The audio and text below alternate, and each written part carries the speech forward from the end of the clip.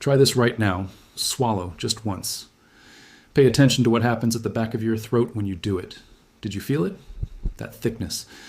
That coating that never fully clears, no matter how many times you cough or clear your throat this morning. If you felt it, you already know exactly what I'm talking about, and you've probably known for longer than you'd like to admit. Here's the strange part. You can't actually remember when it started. There was no single day when you woke up and thought, something is wrong with my throat.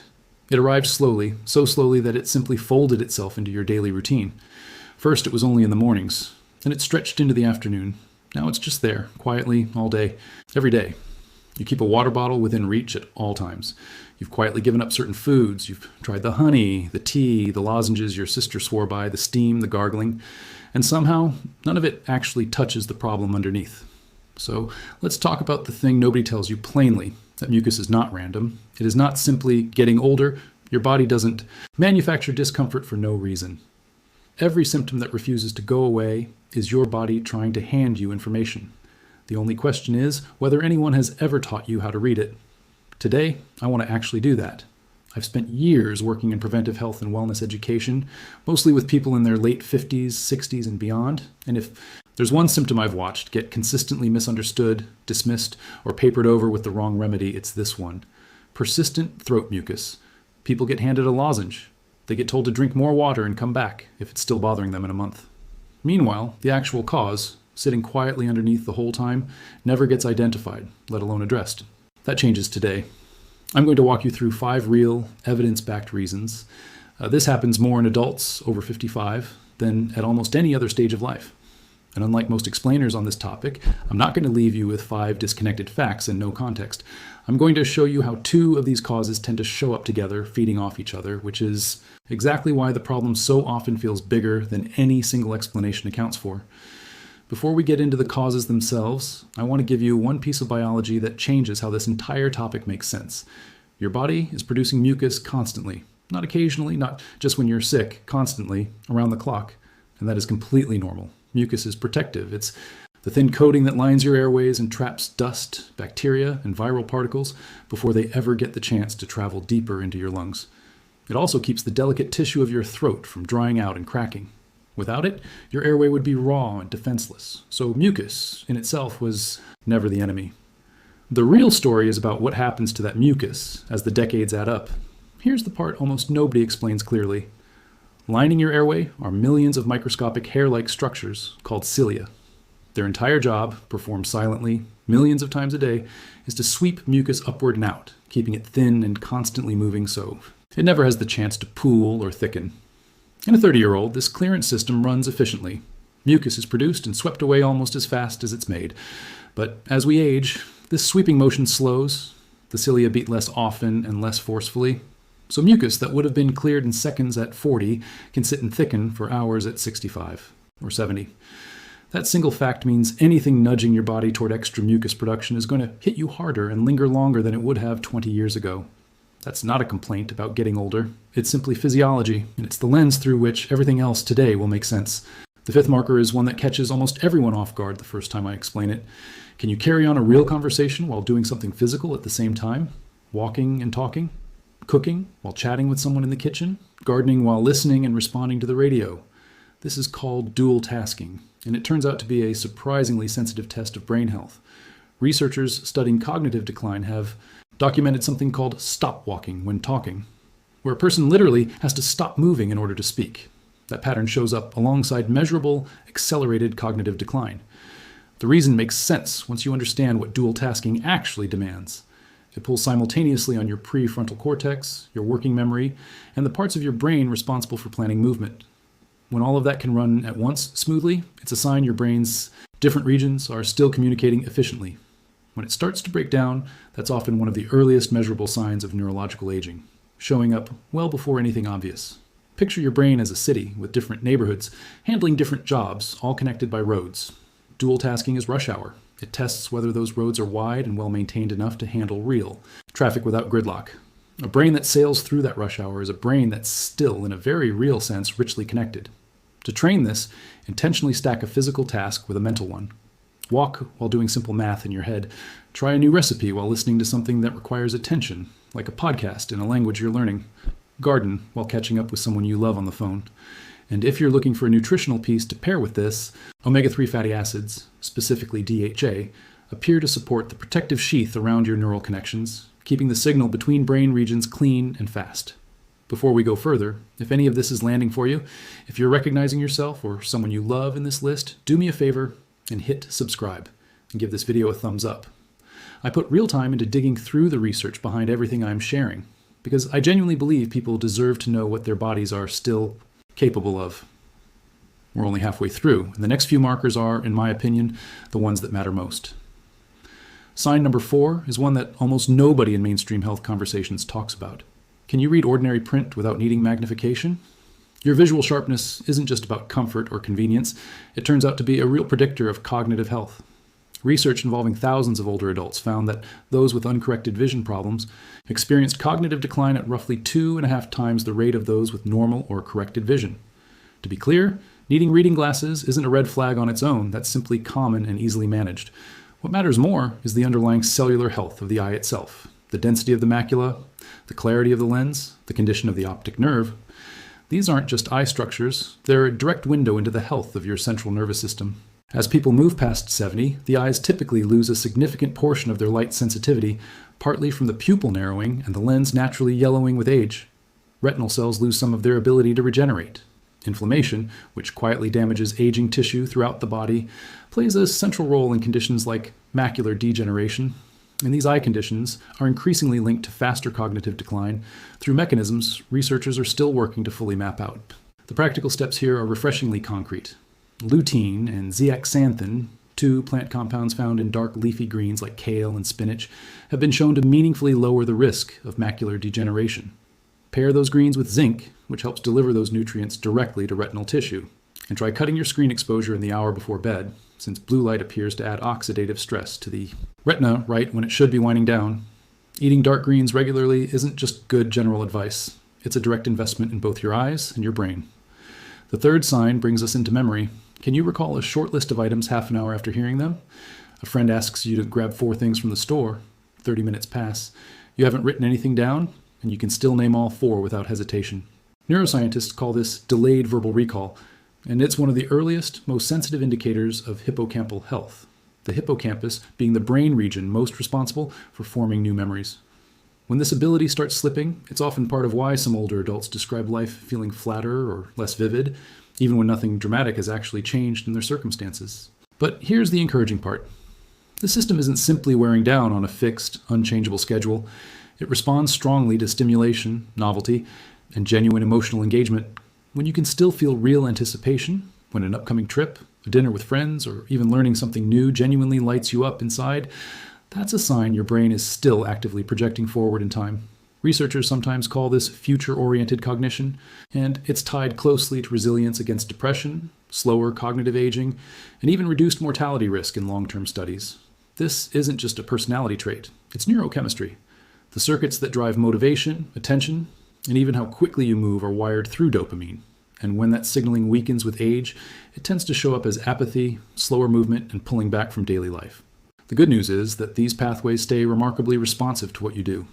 New experiences, learning a skill, travel, social connection, even simple goal setting can reactivate that dopamine activity. This is why a bit of routine keeps you stable, but a bit of novelty, applied consistently, is genuinely restorative. Try scheduling something to look forward to every single week, no matter how small. A new recipe, a short outing, a class, the phone call you've been putting off. The size of the event matters far less than the anticipation leading up to it. Pair that with regular aerobic activity, which appears to boost the sensitivity of your dopamine receptors and support your overall neurotransmitter balance. That same thread, the ability to still feel forward-looking excitement, connects directly to what I'd rank as sign number 2.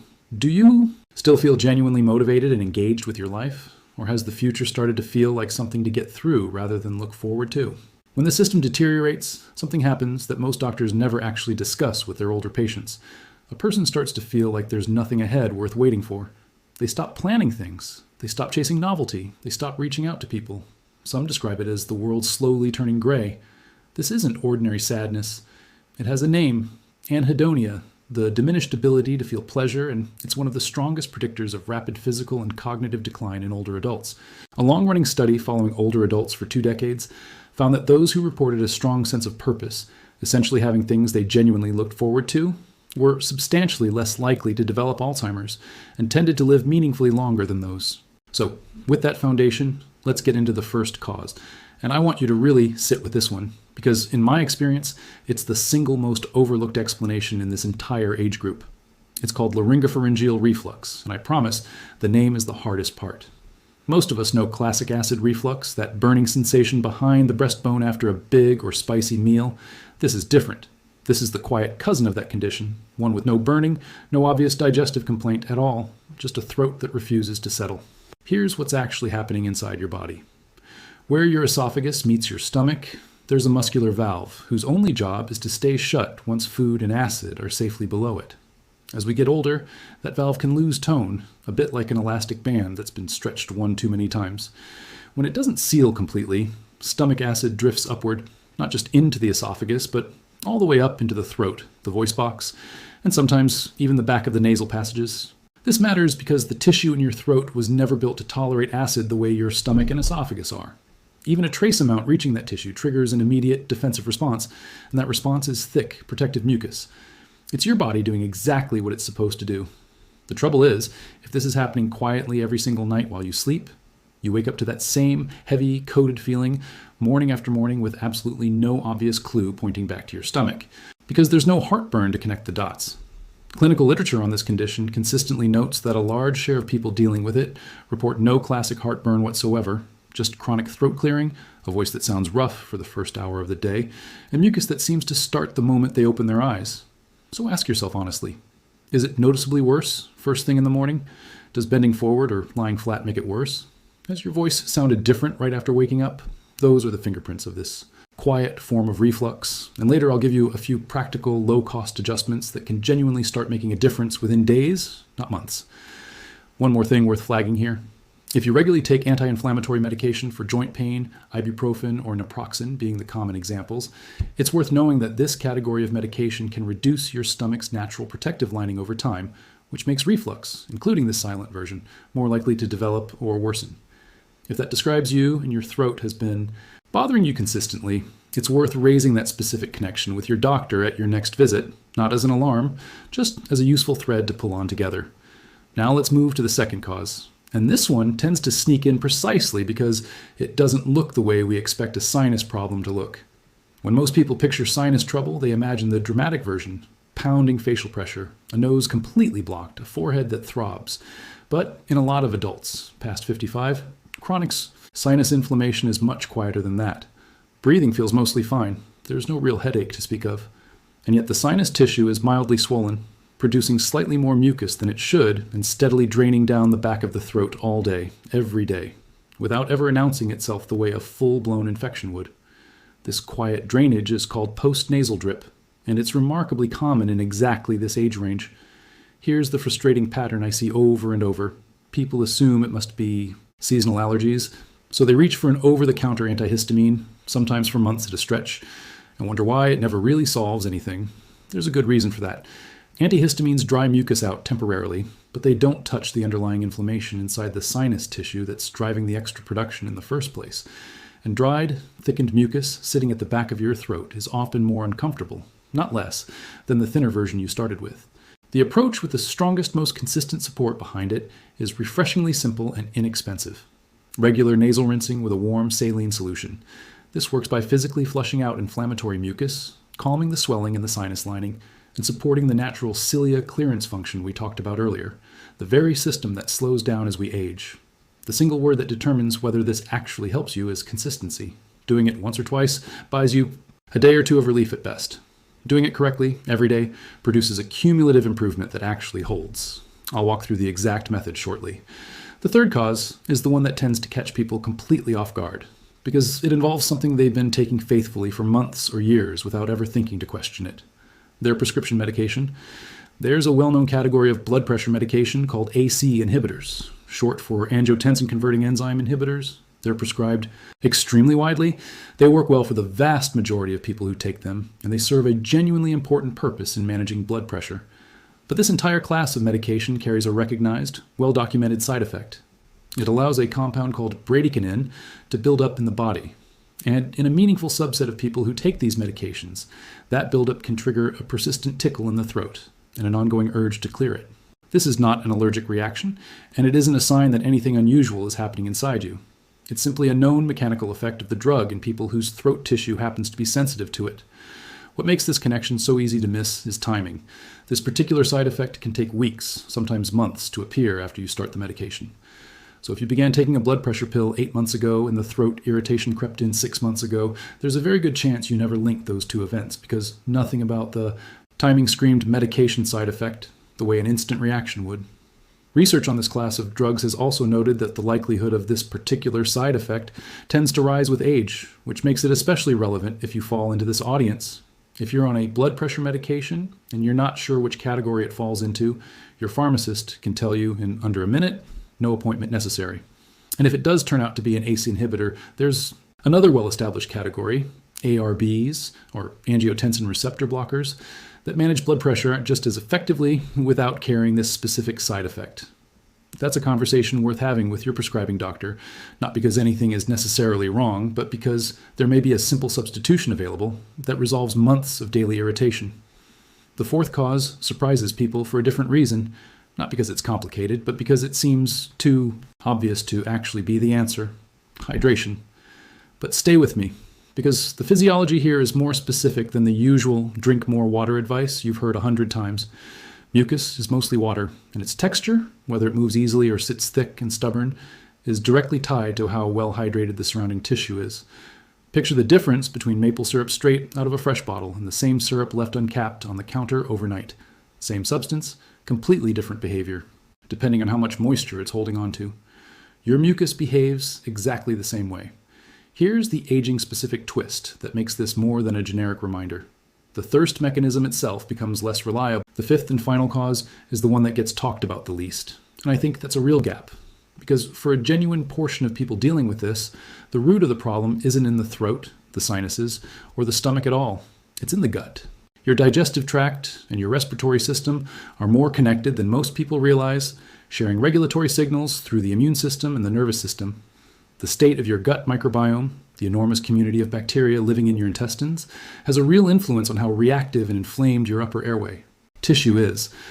When that microbial balance gets disrupted, a state researchers refer to as dysbiosis, it can trigger immune signaling. The T promotes extra mucus production in the airway. Not because anything is physically wrong with your throat, but because your gut is sending inflammatory signals that your respiratory system is responding to. This relationship, often called the gut-lung axis, is an active and genuinely growing area of research. And it's a reminder that a symptom sitting in your throat doesn't always originate there. So now you have all five. Silent reflux quietly coating your throat while you sleep. Low-grade sinus inflammation draining steadily in the background. A medication side effect hiding behind a delayed timeline. A hydration gap you can't feel because your thirst signal has gone quiet, and a gut environment sending inflammatory messages up into your airway. Individually, any one of these can produce a persistent, annoying amount of mucus. But here's the thing I promised at the start. Two of these causes rarely show up alone. Silent reflux and chronic low-grade sinus inflammation tend to arrive together, and when they do, they don't simply add to each other, they compound. Reflux irritates the throat tissue directly. Sinus drainage adds a steady second stream of mucus moving down over the same irritated tissue. Each one makes the other harder to notice and harder to resolve on its own, which is exactly why so many people try one remedy, aimed at only one of the two, and feel like nothing is working. If your mornings are the worst part of your day and you also notice a steady trickle at the back of your throat that has nothing to do with allergies you can point to, there's a real chance both of these are active in your body right now. So what do you actually do with this? Start with the things that cost nothing and carry no risk. Try nasal irrigation with a warm saline rinse once daily, ideally in the evening, using distilled or previously boiled water, cooled to a comfortable temperature, never straight tap. Water. Give it 2 full weeks before judging whether it's helping, since this is a cumulative effect, not an instant one. Alongside that, look at your evening routine if mornings are your worst time. Avoid eating within 3 hours of lying down. Keep the head of your bed slightly elevated if you can manage it, and notice whether spicy food, caffeine, or alcohol in the evening makes the next morning worse. That single pattern, paying attention to what happens the morning after certain evening habits, will tell you more about whether reflux is involved than almost anything else you could try. Spread your fluid intake deliberately across the day rather than relying on feeling thirsty, and don't wait until your mouth feels dry to reach for water. If you take a blood pressure medication, take 5 minutes to ask your pharmacist which category it falls into, simply so you have that information the next time you speak with your doctor. None of this requires you to stop or change any medication on your own, and I'd never suggest that. It simply means walking into that conversation informed instead of guessing. And if you've made it this far, I want to leave you with the same question I'd ask anyone sitting across from me in this situation. Is your throat mucus, worse specifically in the morning, or does it sit with you steadily all day long? That single detail actually narrows down which of these 5 causes is most likely driving what you're experiencing, and it's worth thinking about honestly before your next doctor's visit, because walking in and saying it's worse every morning and eases by afternoon gives your doctor something concrete to work with instead of a vague complaint that's easy to wave away with a lozenge and a drink more water. The point of everything we've covered today isn't to hand you a diagnosis. It's to give you the language and the pattern recognition to stop accepting that's just part of getting older as the final answer. It usually isn't. There is almost always a specific, identifiable reason your body is doing this, and now you know the 5 most common ones, how they connect, and where to start looking. Pay attention to your own pattern over the next week or 2, morning versus all day, before meals versus after, medication timing versus symptom timing, and bring what you notice to your doctor. That's how a vague, years-long annoyance turns into something you can actually resolve. Well, as we get older, a younger adult feels thirsty well before they're meaningfully dehydrated. In older adults, that early warning signal gets blunted, sometimes significantly, which means you can be dehydrated enough to noticeably thicken your mucus and affect your daily comfort without ever feeling particularly thirsty. If you're waiting for thirst to remind you to drink, you're already behind. And a mild chronic state of dehydration, maintained quietly day after day, keeps mucus thick and sticky in a way that amplifies every other cause we've already discussed. A reasonable, widely referenced fluid target is roughly 30 milliliters per kilogram of body weight per day from all sources combined, meaning water. Herbal tea, soup, and water-rich foods all count. The behavior that actually matters is spreading that intake deliberately throughout the day, rather than trying to catch up once you notice you're thirsty.